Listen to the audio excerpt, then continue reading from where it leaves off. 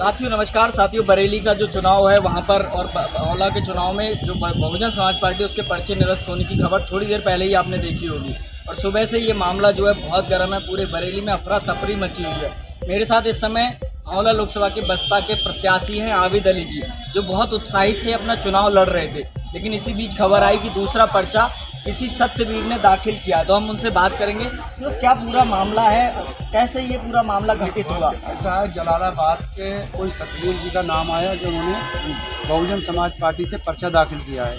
जब हमने लखनऊ शिकायत करी तो बहन जी ने उनके खिलाफ एक लेटर लिखा और जिलाध्यक्ष जी को आदेश दिया कि हमारे यहाँ से कोई सिंबल जारी नहीं हुआ, ये फर्जी, इनके खिलाफ मुकदमा लिखवाओ। दोपहर में जिलाध्यक्ष जी ने थाना कोतवाली में तहरीर दी और बहन जी ने मुख्य निर्वाचन आयोग उत्तर प्रदेश से शिकायत करी। तो उन्होंने जब संज्ञान लिया तो 5 बजे हमें और सतवीर जी को बुलाया गया। सतवीर जी बार बार ऐलान लगाने के बाद भी नहीं आए। बहन जी ने वीडियो कॉन्फ्रेंसिंग के जरिए निर्वाचन अधिकारी को बताया कि हमने सिंबल आबिद अली को दिया है, हमारे कैंडिडेट यही है, अथवा अगर कोई दूसरा है तो उसके खिलाफ मुकदमा लिखो।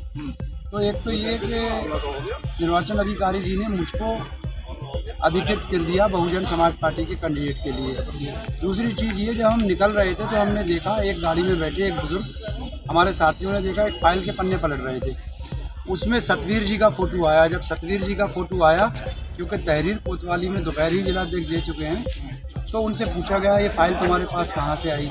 तो उन्होंने बताया कि मैं सतवीर जी के साथ आया था दोपहर, उन्होंने कहा था कि ये फ़ाइल चेक कराने चले जाओ। फिर ड्राइवर से पूछा कि भाई तुम कहाँ के हो, तो उसने बताया कि मैं जलालाबाद के पास का रहने वाला हूँ और नीरज मौर्य जो सपा के प्रत्याशी हैं उनके साथ गाड़ी चला रहा हूँ। उनके कार्यालय पे कोई डॉक्टर साहब रहते हैं, उन्होंने कहा कि अजय कचहरी चले जाओ और सतवीर जी के साथ जो वकील साहब थे उनको ले आओ।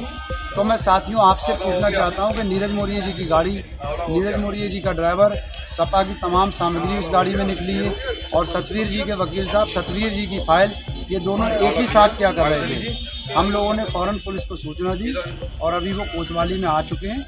और हम अब जो हमने दोपहर तहरीर दी थी, इन लोगों के बयान के आधार पर 120 बी में 420 जो करी थी सतवीर जी ने, उसमें नीरज मौर्य जी को भी पार्टी बनाने वाले हैं। नीरज मौर्य भी 120 बी के अपराधी हैं। तो आप क्या कहना चाह रहे हैं कि इसमें समाजवादी पार्टी या उनके प्रत्याशी जो उनका कोई षड्यंत्र है, या आपके साथ जो ये सब हुआ उसमें बड़ा षड्यंत्र हुआ? अरे षड्यंत्र, जब गाड़ी उनकी, ड्राइवर उनका, उसमें चुनाव सामग्री उनकी और सतवीर का वकील, सतवीर की फाइल, तो और क्या सबूत चाहिए आपको? भाई वो ड्राइवर बयान दे रहा है, उसके बयान ले लो। वो कह रहा है चीख चीख के मैं नीरज मौर्य जी के चुनाव में गाड़ी चला रहा हूँ। आबिद जी, एक बात और है कि अभी क्या स्थिति है आपके पर्चे की?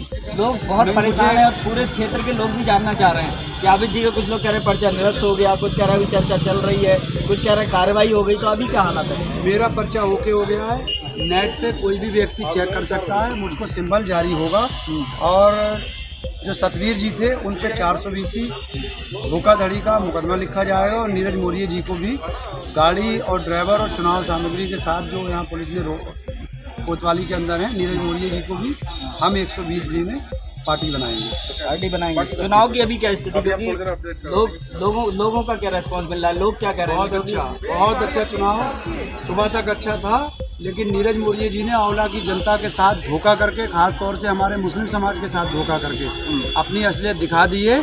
अब औला की जनता नीरज मौर्य जी को निपटा देगी और ऊपर वाले ने चाहा तो विजय हमारी होगी। बहुत बहुत धन्यवाद।